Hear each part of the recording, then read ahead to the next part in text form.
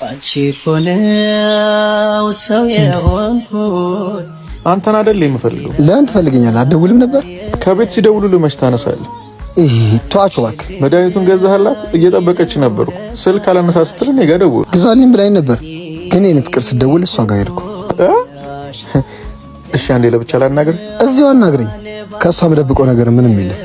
ማስቀደም ያለብን ነገር ያወቅህ አልመሰለኝም። የማረገውን ነገር እኮ በደንብ ነው የማውቀው። ትልቅ ልጅ እኮ ነኝ። ምን ልመክረኝ ነው? እናት ናት እኮ ታማ ቤት የተቀመጠችው። መድኃኒቱን ማስቀደም አልነበረብህም? ምንድነው? ቆይ አልሰማኝም እንዴ? የማደርገውን ነገር በደንብ ነው የማውቀው። ማን እንደሆንኩ ረሳህ እንዴ? ቃልዬ እኮ ነኝ። መኩራራቱን ለጊዜው ተወው። በተግባር ያላኖርከው ስም ከመጠሪያነት እኮ ያልፍ።